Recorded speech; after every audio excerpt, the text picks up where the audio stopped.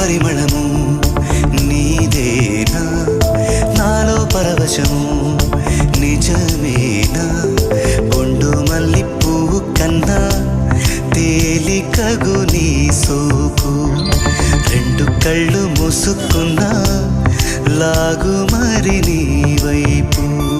సొగసును చూసి పాడగాయలా కనులకు